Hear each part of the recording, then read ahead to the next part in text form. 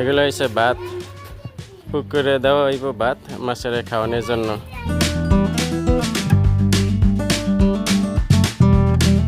বন্ধুরা, আমাদের এই পুকুরটা হচ্ছে খালের সাথে সংযোগ। তো এখন বর্ষার দিন, বর্ষার পানি ঢোকে, খালের পানি ঢোকে আপনার এই পুকুরের ভিতরে। তো সেই পানির সাথে মাছ আসছে কিনা সেটা দেখার জন্যই পুকুরে এই ভাতগুলা ছিটাইতে আসি।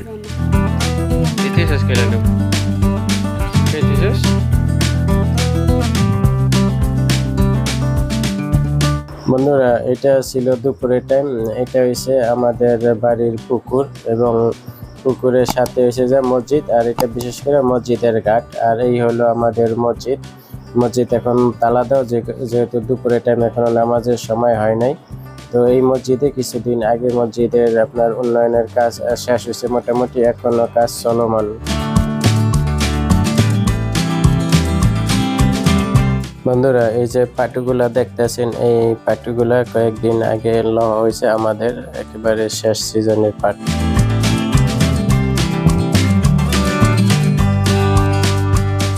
বন্ধুরা দেখেন কত সুন্দর মরিচ আসছে, এগুলার আমরা বলি বোম্বাই মরিচ।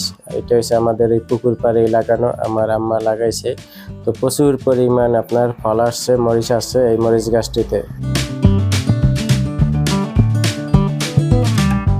বন্ধুরা, ভিডিওর শুরুতে আপনারা দেখছিলেন মসজিদের ঘাটের দৃশ্য। তো এখন আমি আপনাদের বিপরীত সাইড থেকে দেখাইতে আসি। এটা আমরা আমাদের সেই পুকুরেরই আপনার এসে যে আমরা কাঁচায় আছি।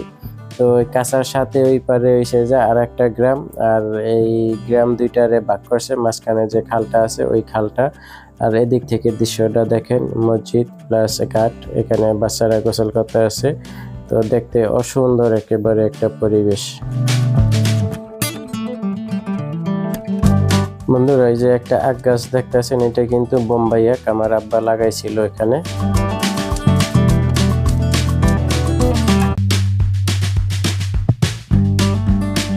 বন্ধুরা, এই যে রোডটি দেখতেছেন, এই রোডটি Sahebrampur to Kalkini main road.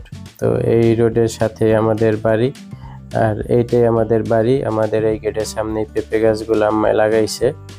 আর আপনার এসে যায় এই রোড দিয়ে কিন্তু পরিবহন চলে, বাস চলে সাহেবরামপুর থেকে আপনার একেবারে ঢাকা পর্যন্ত।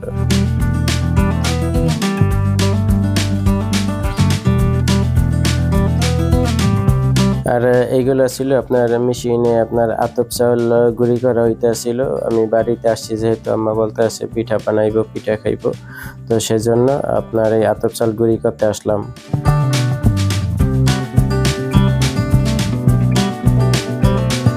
বন্ধুরা, এই আতপ চালগুলো গুঁড়ি করার জন্য গেছিলাম মুক্তারহাট সিটি খান। সেখানে আপনার এই আতপ চালগুলো গুঁড়ি করা হয় প্রতি কেজি 15 টাকা করে।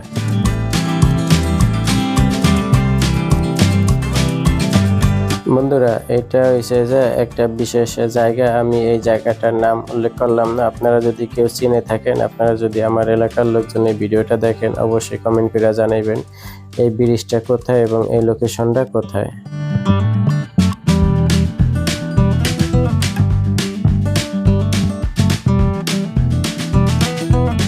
বন্ধুরা, আপনাদের আজকে এই ভিডিওর মাধ্যমে আপনার গ্রামীণ কিছু সুন্দর সুন্দর দৃশ্য এবং এই ব্লগে ফুটিয়ে তোলার চেষ্টা করছি। ভিডিওটি ভালো লাগলে অবশ্যই আপনারা চ্যানেলটি সাবস্ক্রাইব করে রাখবেন।